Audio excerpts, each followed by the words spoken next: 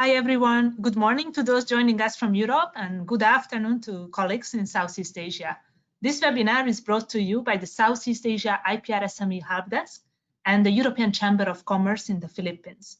I'm very excited to have you here with us to discuss a topic of today, that is IP and the search for COVID-19 vaccine. I think we all look very much forward to the magic news when the vaccine will be available for all of us, but we know that this is a long way ahead of us with a lot of challenges. And this webinar today will be focusing on the concerns that health experts are facing when searching for COVID-19 vaccine and how to claim ownership and analyze the key elements that are required for the development, the production, and the distribution of this vaccine. I will be today's webinar moderator, and I have three outstanding speakers with me today to share their thoughts on the topic. Attorney Divina Ilas-Panganiban. Hello, Divina. Yes, so Divina is good afternoon, everyone. Hi, Divina. Divina is Intellectual Property Committee Chairperson and also working for Quisumbing Torres. We have here with us Attorney Mon Santiago, Senior Manager and for Legal Affairs and Compliance in Roche, Philippines. Hi, Mon. And we have here with us Attorney Edmund Baranda, external expert of the Southeast Asia IPR SME Helpdesk and Managing Partner for Baranda and Associates Rouse. Hi, AG. Hi, Nora. Hi, everyone. Okay. So, oops, sorry. So before we dive straight into this interesting presentation, let me share with you some housekeeping rules to warm you up for the webinar. So the webinar is recorded and we will share with all the participants and attendees the presentation, as well as the recording will be available for download through our website. We look forward during the webinar to an interactive discussion with our audience. So we will be launching poll questions. So don't be shy to participate, to get your thoughts on the topic. And we will also look forward to an interactive Q&A session or a mini debate at the end of the webinar. If you notice any difficulties with your hearing the presentation, check the audio settings. You have an audio box on the webinar planner. And just to remind you, if you want to ask any questions, please type in the question box and we will address the question live during the Q&A session. A quick look at the agenda. So as I mentioned, we will have three presentations to discuss the topic. First will be Mon, then with Edmund, focusing on IP rights in the healthcare, and then with Divina to introduce you to Eurocham, Philippines, and the sector committee of Eurocham, and wrap up with the Q&A. I will take 2 more minutes from you for a quick introduction to the Southeast Asia Helpdesk. So this is an initiative of the European Commission to help small and medium-sized enterprises from EU countries to protect and enforce their intellectual property rights when they do business in Southeast Asia. All services of the project are free of charge, and we offer a wide range of services, so you can check on this slide. So we have an inquiry helpline through which you can get in touch with us to receive customized advice on how to build your IP strategy when doing business in Southeast Asia. We have a wide range of publications available on our website. For example, we have a fact sheet for the Philippines, and we also have industry-specific guides and other infographics or other type of publications as well. We organize trainings. I would say that these days mainly online. So keep an eye on our events calendar, and we very much welcome you at future online sessions as well. And we have some interactive learning tools, for example, e-learning modules. So this is also a way to learn about IP. And now, without any further ado, over to Mon, who will be our first speaker. Mon is a lawyer who is working for Roche as a senior manager for the legal department and compliance.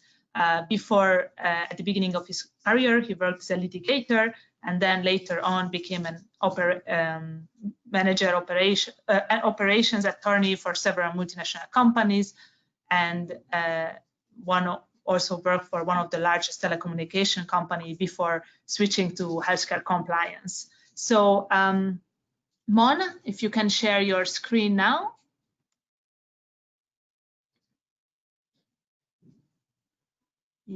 So you should be able to share the screen and also the camera if you wish.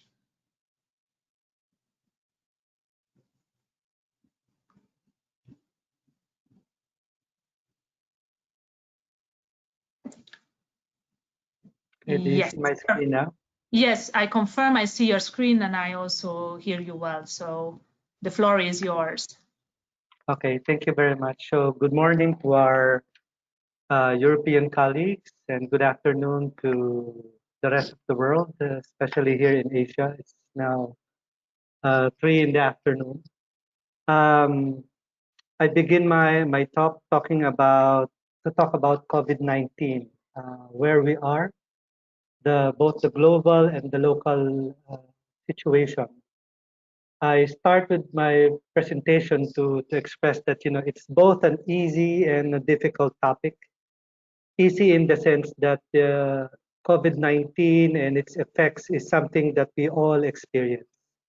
And so I don't need to give any further description because we are practically living the effects of COVID-19. Whatever hardships we are experiencing, it's a common experience, both from a personal to a micro level of experience. It's difficult also because, again, it's a heartbreaking situation that we are all facing. Later on, I will be presenting to you numbers in terms of those who are affected by COVID-19. And we all know that for every number is a person who belongs to a family, a person to whom others rely upon in their community, and ultimately a person who comprises a citizen of a country, of a society who plays a very important role in our whole ecosystem. And so when we talk about COVID-19 and the numbers, it's not just a health issue. It's far and beyond that. But the health issue, a solution for it, is a major step in moving forward and in giving us relief to everything that we are suffering right now. So just to go to the numbers, so this is as of Sunday. All over the world, we have over 21 million cases of those affected by COVID-19. Deaths have gone to as high as 769 and 470. And recovered is 14,350,104. In Europe, the cases, they're about 3,157,917, with deaths amounting to 203,082, and recovered 1.9 million. In Asia, it's a bigger number, comprising the world COVID-19 cases of over 5.5 million, 118.9 million deaths, and over 4.2 million recovered. Okay. In the Philippines, right now, when I check the world tracker on COVID-19 cases, there's actually a significant rise from the morning to the afternoon in terms of reported cases. So we started out with the 157,918 in the morning, only for it to rise significantly to 161,253 in the afternoon. Deaths is around 2,665, And the recovery is at the latest is 112,586. Now, I note this as a significant number and change in the report because the Philippines has just recently changed its protocols in terms of identifying who are recovered or not. So I think that is what really brought out the change in the numbers or in the reporting. So again, I go back to what I said earlier that these are just numbers, but behind each number is a person. A person is part of a community, part of a country, part of a family, and um, whatever they suffer is something that we all suffer as well. We only talk about the people here who are directly affected by the disease, but all other people who are relying upon them, all of us here in this webinar and all our countrymen in our respective territories, we are all affected, notwithstanding that we are not the ones directly infected by the disease.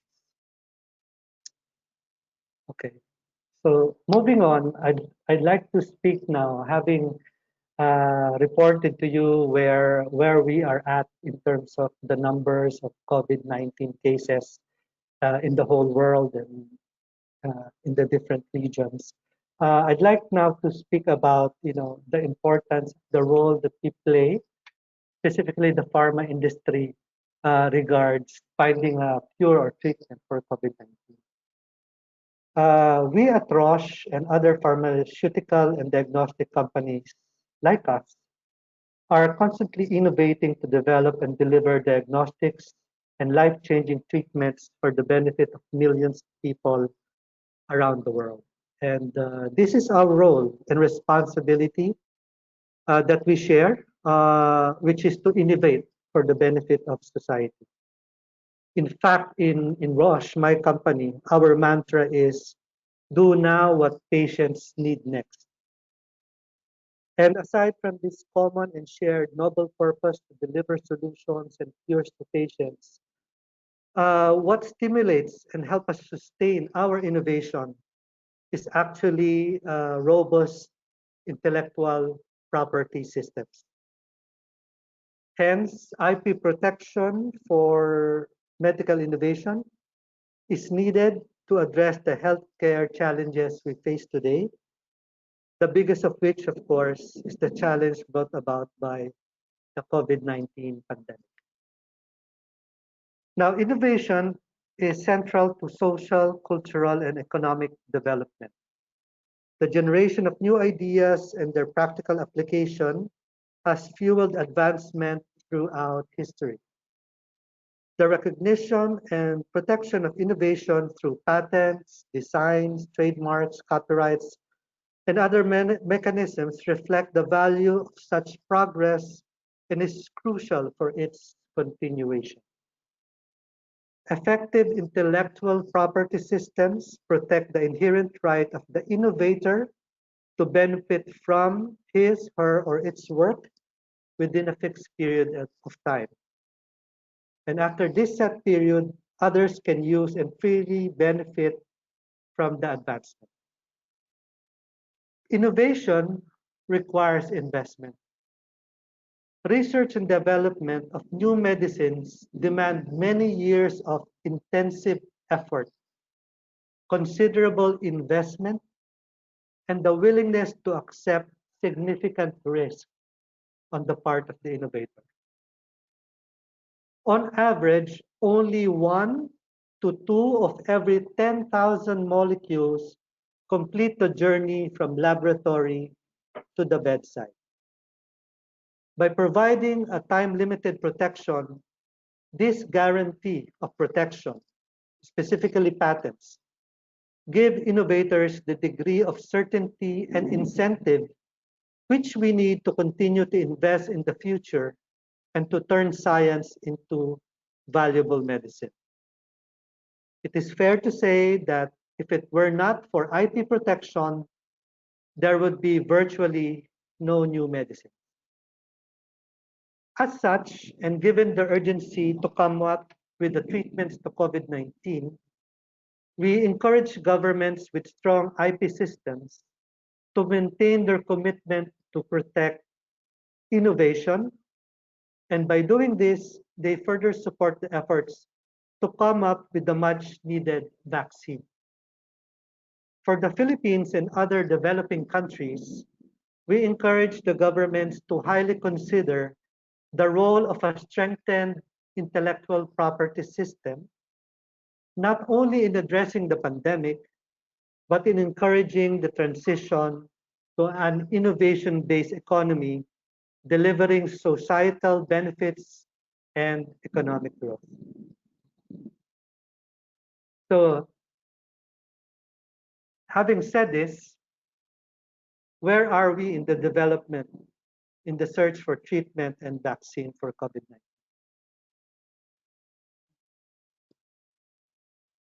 Researchers around the world are developing more than 165 vaccines against the coronavirus, and 31 vaccines are now in human trials.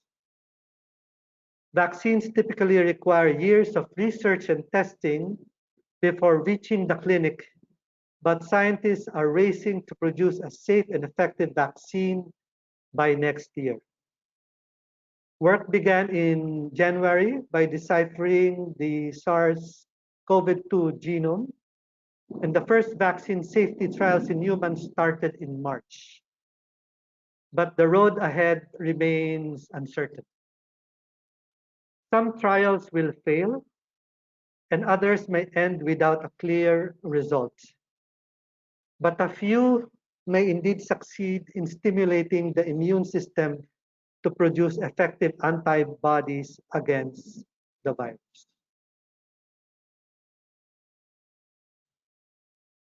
When it comes to drugs and treatments, there is yet no cure for COVID-19. And even the most promising treatments to date only help certain groups of patients and await validation from further trials.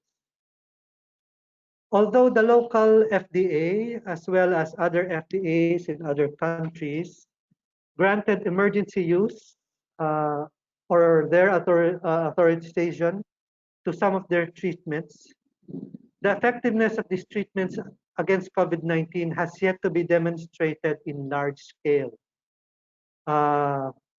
and in randomized clinical trials. This being said, it is difficult to determine right now how many drugs or treatments are for consideration for the coronavirus. They are as varied as the symptoms and other conditions associated with the coronavirus, multiplied by the drugs and treatments already available for these and other potential cures. As of today, I'm not aware of any FDA-approved licensed treatment specifically for the coronavirus. The race continues, ladies and gentlemen. And we may not have a solution right now, but certainly it is coming. My colleagues in Roche, as well as the whole pharma industry, have made this a priority. We even partner with one another with coming up with a treatment, with a vaccine to address the coronavirus. In fact, in my company, we are already developing a treatment already in phase 3 of trials. So we're hoping that that treatment will not only cure infections, but hopefully prevent any further infection. Finding a vaccine or a drug or a cure is our role, us in the pharma industry. And we have all intentions of fulfilling that role and to save lives. However, as briefly explained earlier, we are not without our challenges. And IP protection or intellectual property protection is just one of those that we need to strengthen and issues of which we need to overcome in order to help us innovate and come up with the best treatment or cure for not only COVID-19, but all other diseases.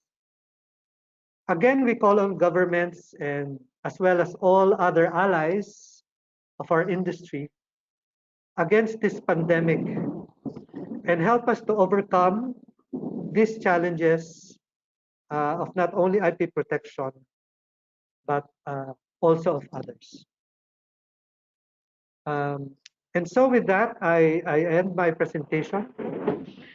And again, thank everyone for this forum, for you to hear out some of the challenges we face. And hopefully through this exchange and our discussion, we can go beyond this talk and this webinar and really collaborate with one another in this effort of finding a solution against this pandemic and find a solution not only for our territories, but for the entire world as well. And so thank you for your for listening. And I now turn over you to our other presenters. Thank you very much, Mon, for your insights. It was very interesting also that you shared some very interesting statistics. And yes, let's continue the discussion with the next session, and then after also come back to you during the Q&A session. So I would like to invite EJ to share the screen now, and then he can take over the presentation. And just a quick bios to Edmund's profile. So he has been collaborating with the Southeast Asia IP RSME Helpdesk over 7 years now. And EJ is managing the Baranda and Associates member of Rouse network in the Philippines, qualified patent attorney and IP lawyer. And also it's very interesting that EJ has a background in molecular biology and biotechnology. So I think this brings us very close to today's topic and to hear his very strong expertise on this field. So with that, I would like to hand it over to EJ. Thank you, Nora. Good morning to our colleagues in Europe, and good afternoon to the rest of the attendees who are based in Asia. I hope you can see my screen. Nora, can you confirm? Yes, we can see very well. All good. Okay. Thanks. Okay, so my presentation will be split into 3 parts. First, I'll be talking. Mona has already discussed the importance of IP in the health sector, and in my presentation, we will dive deeper into the IP aspects of IP protection in the healthcare sector, with focus on vaccines. So first, I'll talk about IP rights in drugs and medicines, and then we'll talk about the ownership of IP rights in vaccines, and why. And I'll try to explain why it's not as straightforward as IP rights in drugs and medicines. And then we'll talk about issues in the IP management or the licensing of vaccines.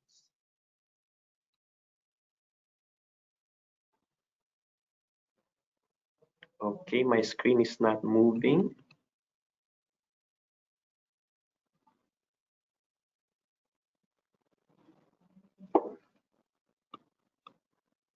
Nora, sorry, I'm having some difficulty. Yeah, okay, I see the agenda. You are, and you want to switch to the next one? Yeah, I'm pressing on the down arrow, but it's not moving. Sorry. Okay, let's try something quickly that I can share the.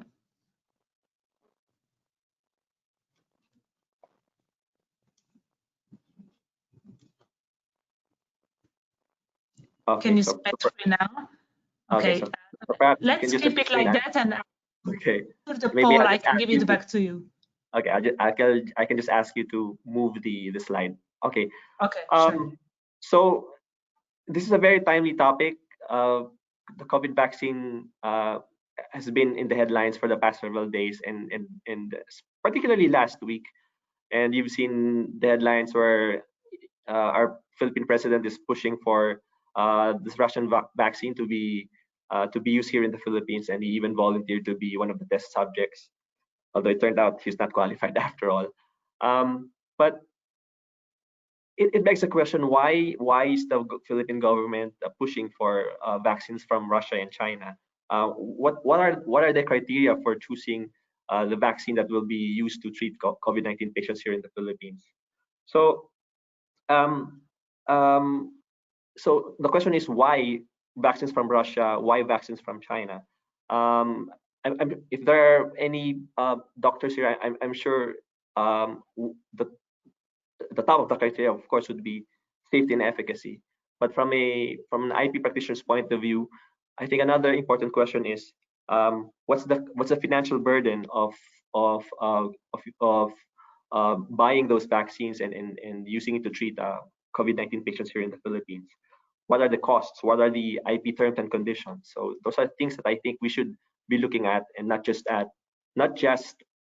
because this vaccine is coming from this particular country, but we need to look at the overall picture, safety and efficacy, as well as the costs. Next slide, please. Nora, sorry. So let's talk about IP rights in drugs and medicines. Obviously, there's patents, and Mon has already explained why patent protection is very important for pharmaceutical companies, because they do invest a lot of money and also a lot of time in developing drugs and medicines. Before a drug or a medicine is made available to the public, it goes through, as you know, several phases, and that involve millions or even billions of dollars to reach that stage. So patents for me, I think, the most important IP right in drugs and medicines, and you can have a patent on the molecule itself, so the compositions of your medicines, as well as formulations for that particular drug. You can also have a patent for the processes to produce those compositions and formulations. And while methods for surgery, therapy, and diagnosis are not patentable in the Philippines because they're considered methods of treatment, any product or composition or device that you use for these surgery, therapy, and diagnostic methods can be patented. Another IP right in drugs and medicines are the brands. So of course, Roche obviously is a company name as well as a brand. So that's also an IP right. And the third IP right, and I think among industries, I think in the healthcare sector, this is very, very important. It's a trade secrets or know-how. It's know-how related to particularly know-how related to the manufacturing process. So perhaps when they patent their molecules, as per the requirement of any IP system in the world, you're required to disclose sufficient disclosure about the structure of the molecules and how they're produced. But I'm pretty sure that there are certain know-how, certain manufacturing techniques that pharmaceutical companies don't bother to patent, because to them it's more valuable if they keep it secret, and so that their competitors will not be aware of those. Next slide, please, Nora.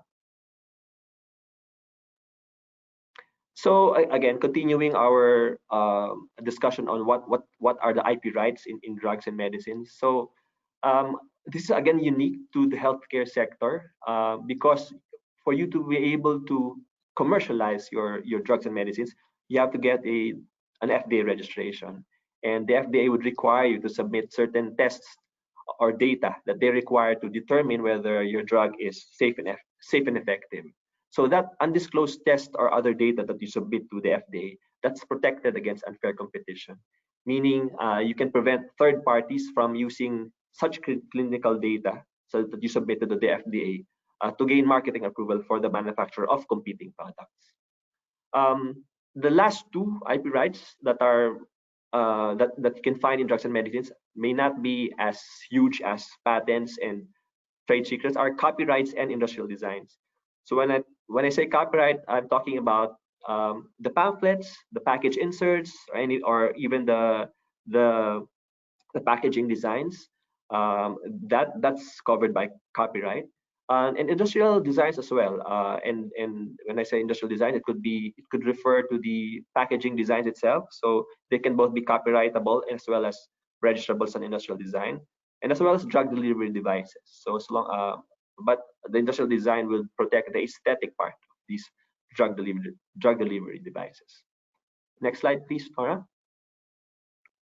So again, just to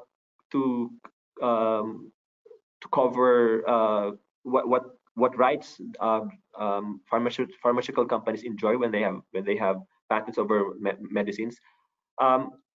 Unfortunately, if you don't patent in the Philippines, which in my experience, some drug manufacturers actually make this mistake. Perhaps they didn't consider Philippines as a market for their drugs, so they don't patent here in the Philippines. So under our IP system, that's if you don't patent in the Philippines, that's part of the public domain. So anyone in the Philippines can manufacture it locally. So generic versions of your drug can be manufactured and introduced in the Philippines without getting the original patent owner's authority. And because of the Cheaper Medicines Act, I'm sure the IP practitioners here are already aware of this. Even if your drug or medicine is patented, though, because of the amendments introduced by the Cheaper Medicines Act, we can now do parallel importation of these drugs and medicines. However, this can be tricky for vaccines, as I will explain in the later slides. Next slide, please. There, yeah. So, okay. So again, let me just discuss a few more things about FDA compliance. So again, unlike other patented inventions, if your product is a drug or a medicine, of course you want to patent that so that you have the exclusive right to manufacture that, and of course that's important if you have competitors. However, you need to get an FDA registration first, so you have to comply with FDA regulations. And for COVID-19 drugs, back in April, so when the number of cases started rising in the Philippines, of course the government realized that they needed to regulate the drugs that are being used to treat COVID-19 patients. And if these drugs are somehow effective, then of course we need to have those drugs in huge quantities in the Philippines to treat our patients. So the FDA back in April issued the guidelines for the registration of drug products under emergency use for COVID-2019. As Mon said, we don't have yet a proven safe and effective COVID-19 medicine, but our doctors, of course, they're being resourceful, and so they were checking if certain antiviral drugs or any drug that's used to treat respiratory diseases perhaps can be effective to treat COVID-19, or at least alleviate some of the symptoms. So to facilitate that, the FDA issued these regulations. So an example of that, of course, would be chloroquine, if you've heard about that, and hydrochloroquine. So these are actually anti-malarial drugs, but in some studies, it was shown to somehow to be effective against the treatment of COVID-19. So that's one of the 4 drugs that are mentioned in these FDA guidelines. Another I think important point when it comes to drugs and medicines vis-a-vis FDA compliance is that the FDA, the certificate of product registration for a drug will specify the diseases that you can use the medicines for, but it doesn't prevent doctors from using that same medicine to treat other diseases. So an example of that would be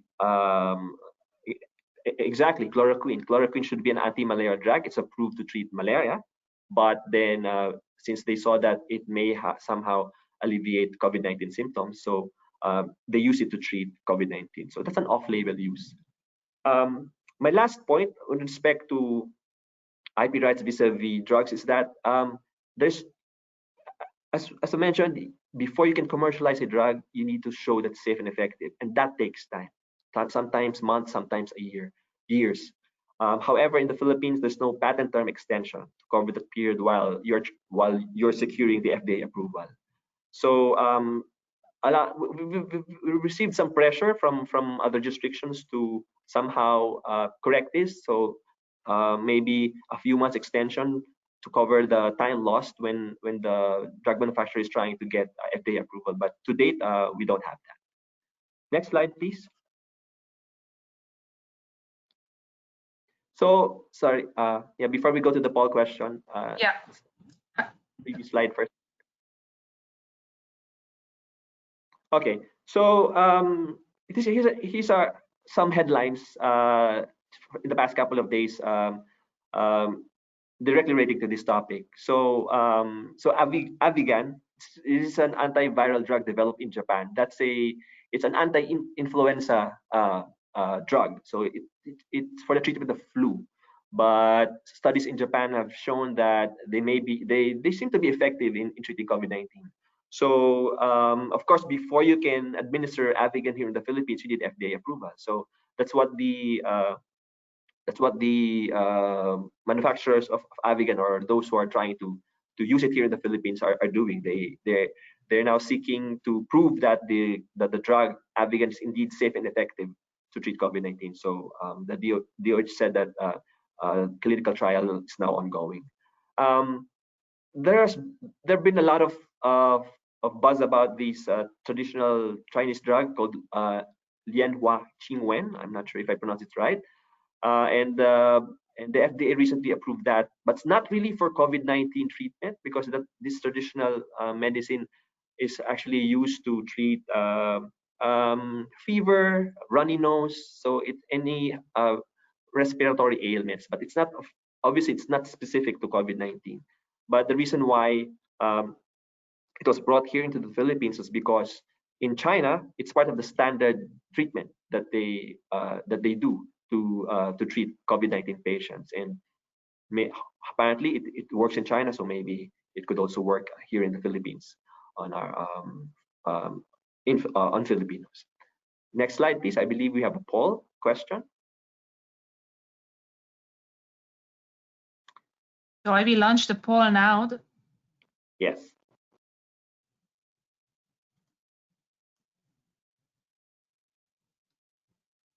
So the question is, in the event of a development of a vaccine, should it be subject of a patent or should it be available for all to exploit? We're talking here about the COVID-19 vaccine. So A should be covered by a patent protection, or B should be made available to all. In other words, don't patent the vaccine, or don't give it patent protection. So we give a few seconds to participants to choose the suitable answer that they think is correct, and then Edmund will comment on that. And then I will, in 10 seconds, I share the result so we can see what our audience thinks.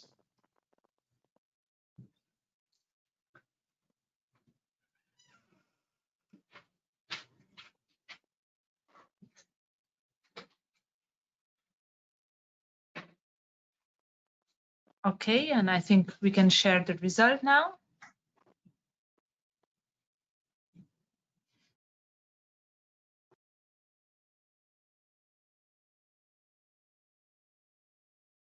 So the result is that 52% said should be covered by patent protection, and 48% said should be made available to all. What do you think, Edmund?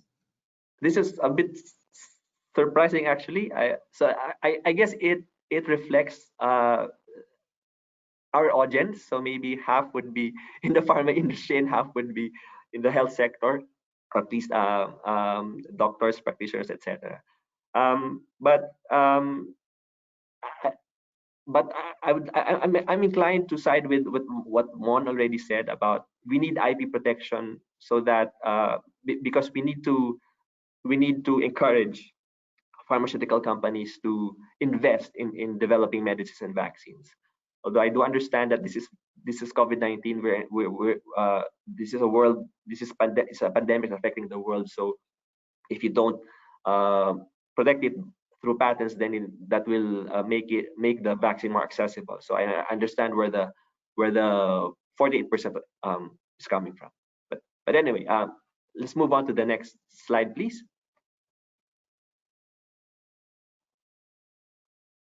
Okay, so and I think it's a good segue to the IP rights that are, I would say, characterized as specific to vaccines.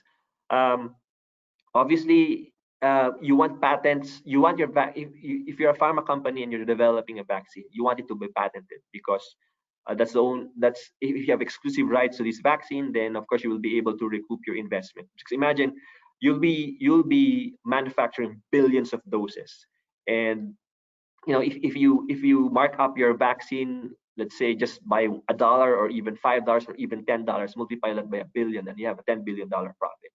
So this is a quite interesting article. If you have time, you could read through it. But what I got from this article is that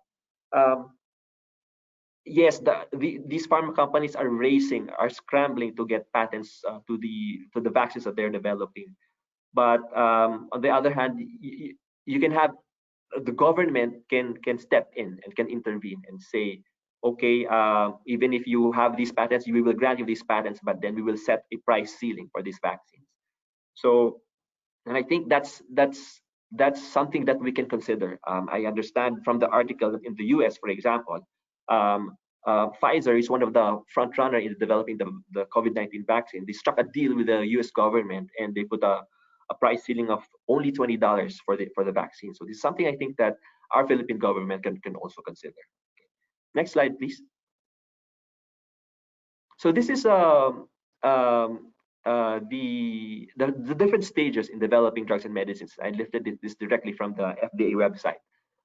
So you're all, by now, I guess you're already familiar with phase 1, phase 2, and phase 3 trials. But the reason why I wanted to discuss this slide is because the Russian vaccine that the president is pushing here in the Philippines, I don't know, we volunteered, the Philippines volunteered to participate in the phase 3 trials, which is fine, but I think before we consider joining the phase 3 trial, we need to make sure that the phase 1 and the phase 2 trials were done well, that were done in accordance with established and standard protocols. Because again, of course, you will be injecting this experimental vaccine into Filipinos, and if the phase 1 and phase 2 trials were not done properly, if the results of those trials are not reliable, then I think going through a phase 3 trial would be very, very not really challenging, but could pose some health risks because of the unreliability of the phase 1 and phase 2 trials. Next slide, please. So this is the same, almost the same slide, but I took this from the CDC website of the US. So this also describes the steps that need to be taken to develop a vaccine.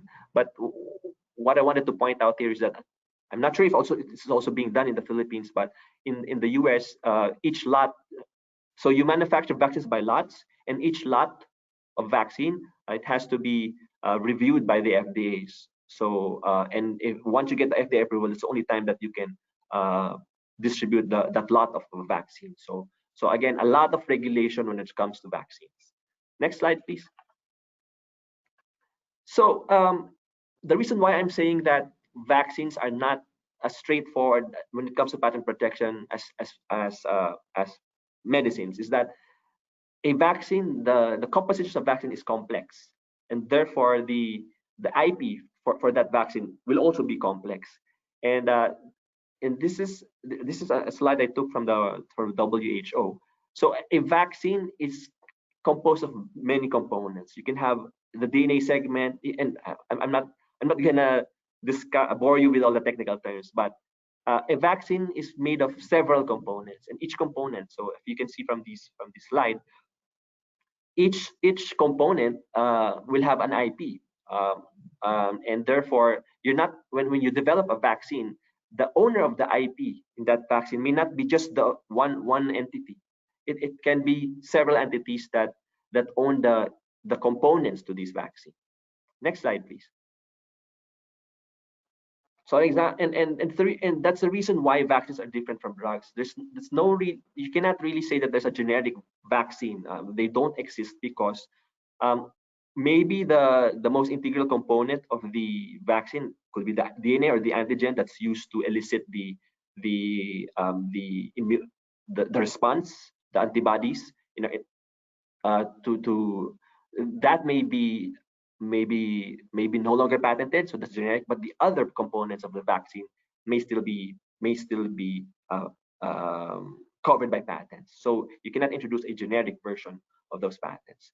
So because of that, it's also difficult to establish equivalence. That's how generic drugs manufacturers are able to introduce their own versions of medicines in the Philippines. It's just you can show that your generic version is equivalent in terms of bias, in terms of safety and efficacy to the original drug. But in the vaccines, it's difficult to demonstrate, and the regulatory agencies like the FDA will most likely require you to provide clinical safety and efficacy testing. And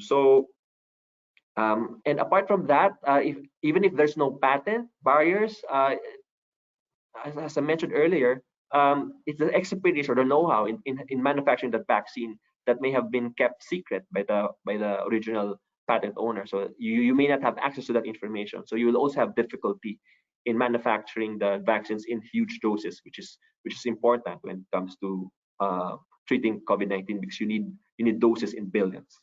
Next slide, please.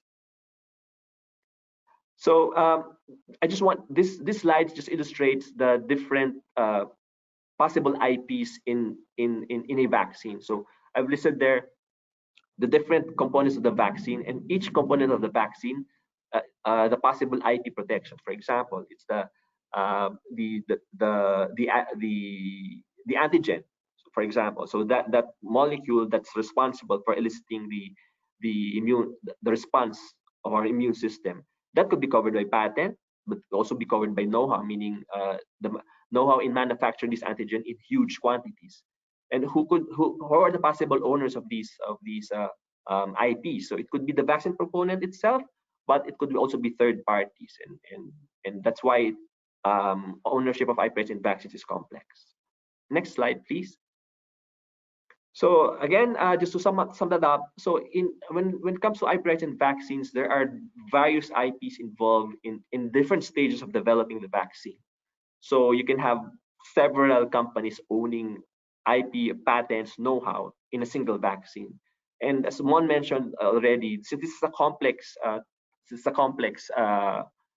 procedure, pharmaceuticals have joined forces, and we've heard about big pharma joining ventures and working together to develop the COVID-19 vaccines, as well as joining government or working with the government, working with government researchers and scientists, working with the regulatory agencies, so that we can come up with a strategy that will result in the shortest time for approving these COVID-19 vaccines.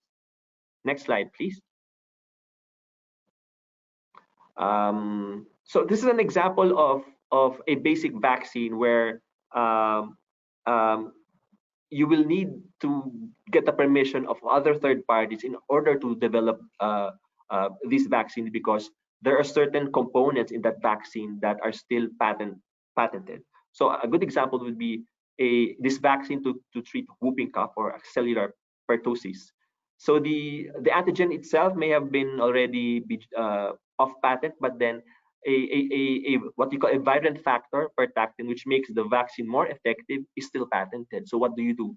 Either you don't include it in the vaccine, or of course then you will have to get a license. Okay, next slide, please.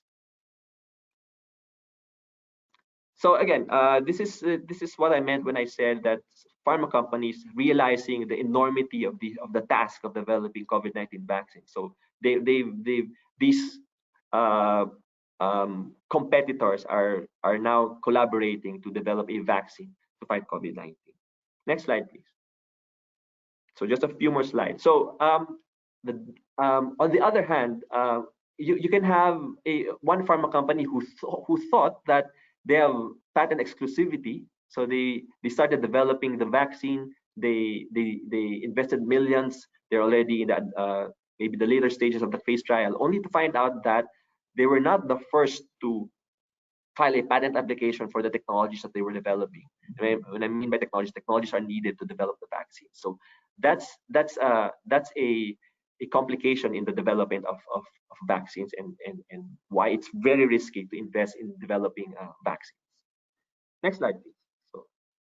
So what I did was the next 3 slides, I just briefly did a patent search for COVID-19 vaccines, and there are only 7 so far.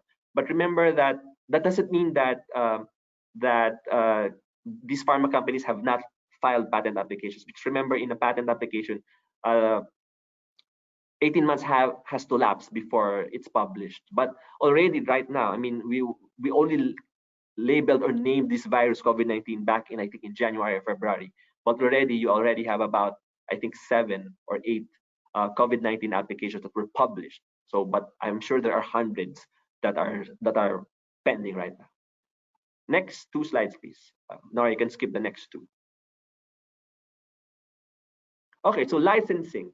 So there are so many IPs involved in the development and production of vaccines, and patent can be a barrier to that. So if you want to manufacture a vaccine or you want to produce it in large quantities so to be made available to the public, you may need to obtain license to use some of the vaccines or the components or the processes, formulas, adjuvants. So you will have to deal with not just one entity, but could be several entities. Of course, you can consider not licensing that and use your smart scientists to work around it. But again, I think very few laboratories can do that because they don't have the R&D capacity. The prediction is that this COVID-19 vaccine, once it's developed I mean, these COVID-19 vaccines in the pipeline, most likely patent applications have already been filed for them all over the world. So it's broad patent protection. The geographical scope would be wide. I'm thinking all countries probably they filed a patent application through the Patent Cooperation Treaty. Next slide, please.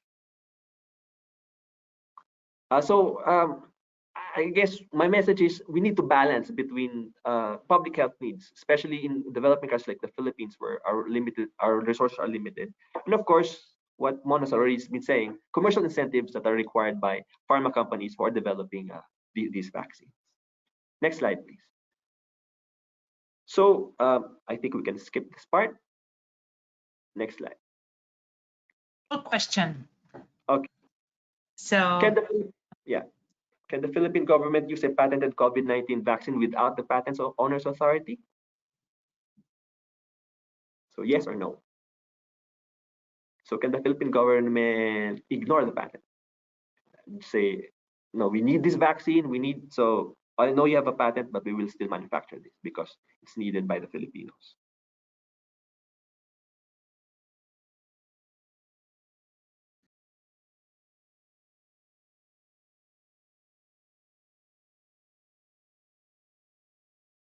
So we give 10 more seconds to the participants to share their thought, and then we will share the result. So I encourage everyone who is here to vote yes or no. Simple question.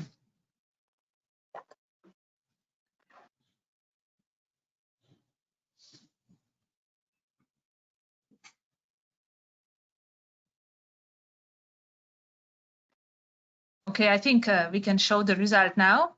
So it seems that 41% voted for yes and 59% for no. Is it surprising, EJ? It's still split. I think this is consistent with the results of the first poll. But the answer is, slide please.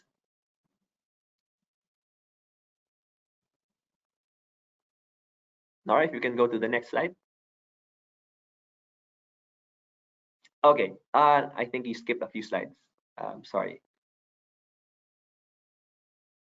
Do you want me to go back? Go back, yes.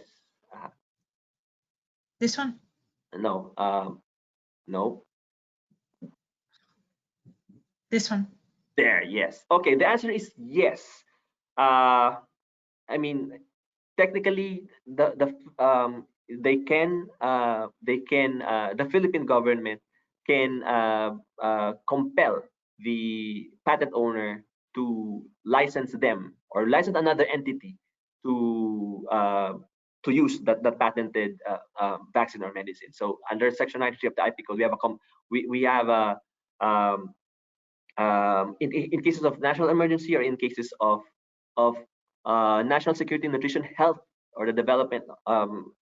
So these are some of the grounds for compulsory licensing. Then you can exploit a patented invention even without the agreement of the patent owner. But this is still so.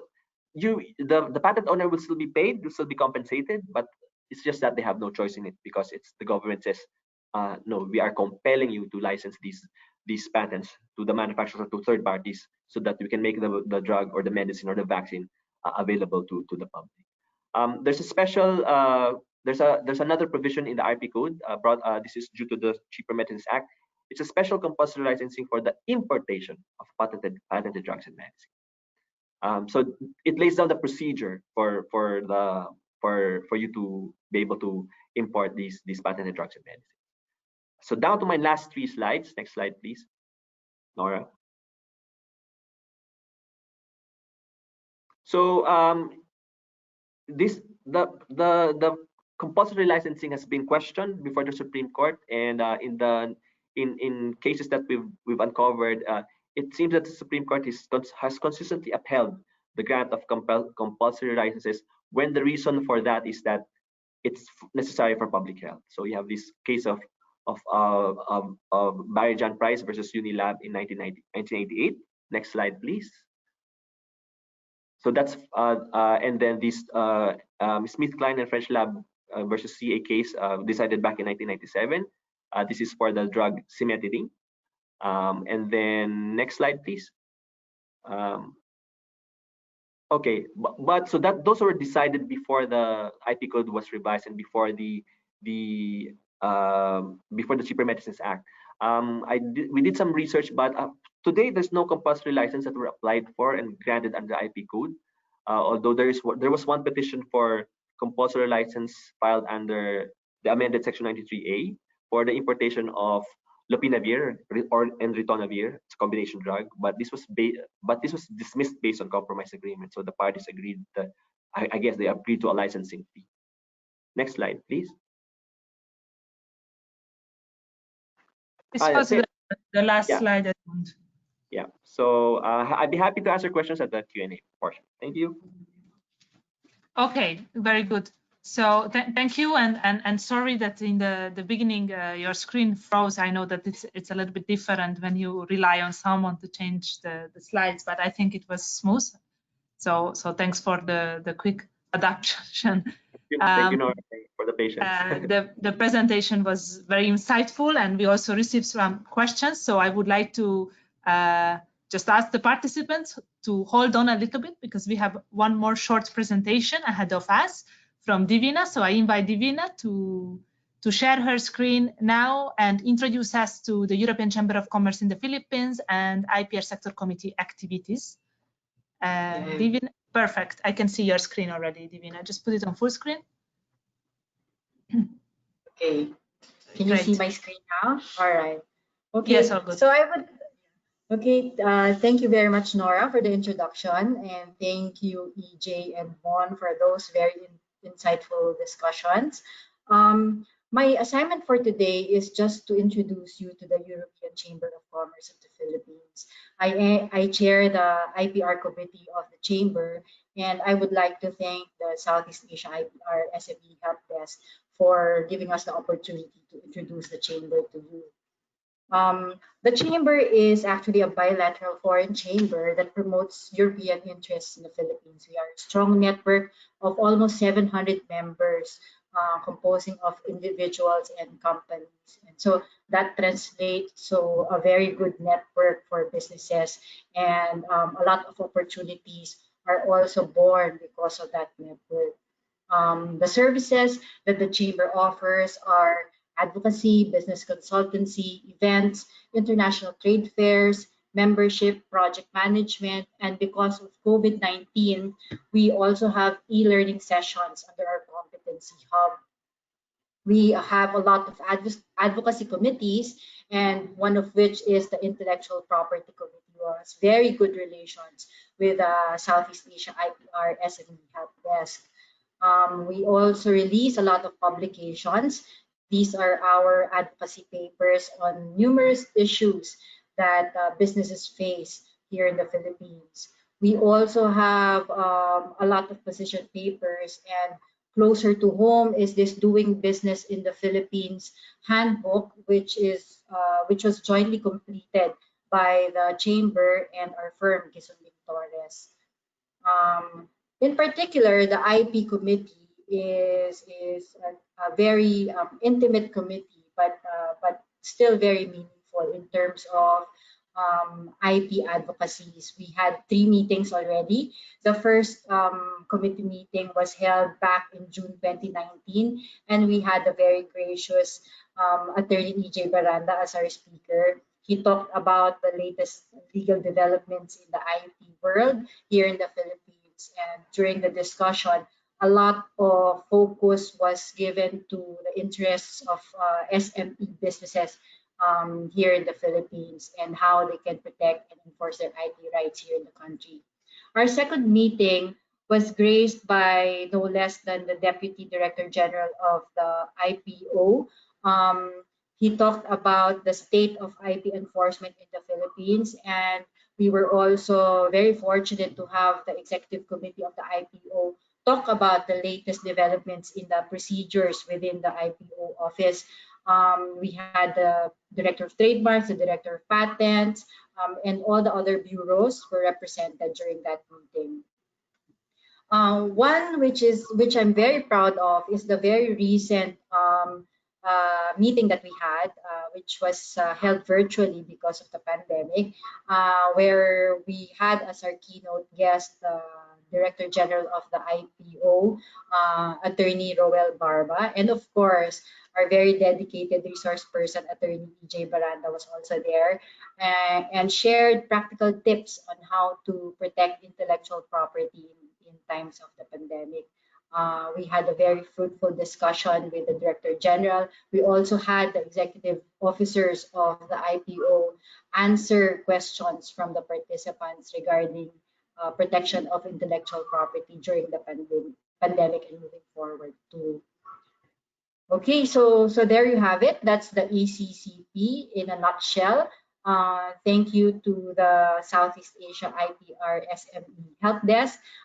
Please be rest assured that you always have the support of the Chamber, especially the IPR committee, in all your activities in the future. Thank you. Thank you very much, Divina, for the very good overview. You made it very quick and very clear, so thanks for that. Very welcome. And yeah, so now I would like to invite all our speakers to exchange some questions with us. So also encourage the audience that they can, it's the good moment now to type in any questions, comments that they would like to ask or share with the speakers of today's webinar. And while waiting for the questions, I already have one for Edmund. So let's start with that. So the question is, do you advise filing protection for a new drug first in the Philippines, or would you go by using the PCT? For drugs and medicines, I would go for PCT already, because you need worldwide protection for drugs and medicines. I mean, if it's a blockbuster drug, if it turns out to be really effective, then you will need you will need to patent that all over the world so that you can distribute that, and you can have exclusive rights to that drug all over the world. However, if funds are an issue, what we advise clients is first because filing a PCT application entails costs. The filing fees are of course more a lot quite high. I mean, compared to filing a local patent application. So if costs are an issue, we would suggest filing first a Philippine patent application because the fees are so low, and in fact, you can get discounts if you can show that your assets are below a certain threshold, and then you have a year to decide or maybe to raise funds, or maybe to uh, to venture with another company who has the funds to go international, to go PCT. I hope that answered the question. Yes, I think it's very clear. Thank you for that, EJ. And for the second questions, I would like to ask from Mon. This is related to the pandemic schedule, in the sense that what is in your opinion the status of IP protection in the Philippines during the time of the pandemic? So if you have any insight on that one, please share with us. Okay. So, well, IP protection in the Philippines is like in any other developing country, and as I said in my talk, really needs to be strengthened. Because, for example, for drugs that are approved, and in this case, should a vaccine or a treatment be approved for COVID-19, being approved by the FDA does not necessarily mean that it can enjoy intellectual property protection. So what do I mean by this? Most often than not, when a product enters the Philippines, the local authorities are not coordinated in a way that they look at violations of patents or intellectual property rights as a hindrance to their own agency to process the approval of the product entering the Philippines. So I think, and that is true even before COVID-19. So in terms of the intellectual property for or IP protection for pharmaceutical products, in general, it really needs a lot of strengthening and coordination among the involved government agencies, the Bureau of Customs, the Intellectual Property Office, and even the Food and Drug Authority, to really ensure that for the investment of the pharmaceutical industries in getting, the rights to distribute these drugs, that they are protected. And so I think it's not a matter about providing any more laws or policies, but simply providing better enforcement and execution in protecting the rights of innovators in producing these drugs and treatment, especially for COVID-19. Thank you, Mon, for the very detailed answer. That's appreciated. So I would like to ask another question from EJ. That the question is, how should the government go about choosing the COVID-19 vaccine to be used for mass immunization? I think I touched upon that in my talk a bit, but I can elaborate. So, of course, the number one criteria should be safety and efficacy. So if it's not safe, it's not effective, then we should not choose that vaccine. So it doesn't matter which country it came from. I think first and foremost, you should prove that it's safe and effective, and that in reaching that stage, the final stage, which is phase 4, we should make sure that phase 1, phase 2, phase 3 trials were done well, and that the results would support a conclusion that it's safe and effective to go to the next phase. But that's just one aspect. I think the second aspect, and equally more important, is the financial burden that will be on the government, because obviously we need this. The government will. I'm hoping that the government will pay for these vaccines, and should be freely available to everyone in the Philippines who will need it. So we should also look. The government should also consider as a criteria would be the costs. What are the costs of these medicines? What are the if there are licensing? What sort of licensing arrangement would be best for us? Licensing arrangements where it's favorable to us in the sense that it will lower the costs. So bottom line is costs and safety and efficacy. Thank you for the additional points. I think now we have a good coverage for this question. To another question to Mon, that basically we have discussed this, but around the topic of vaccine for COVID-19. So maybe on a more general level, what in your opinion needs immediate attention to strengthen the IP protection in the Philippines with the goal of encouraging innovation?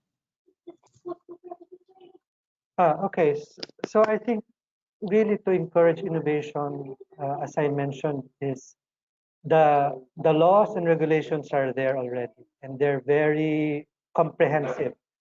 Because one thing about intellectual property protection, they are almost universal. The way I looked at the regulations.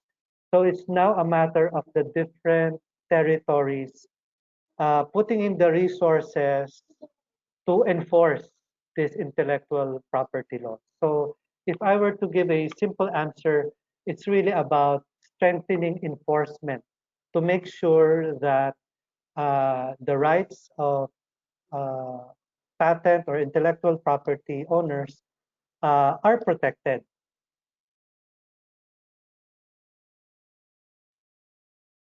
Nora, if I may add to what Mon said. Yes. Yeah, please do so.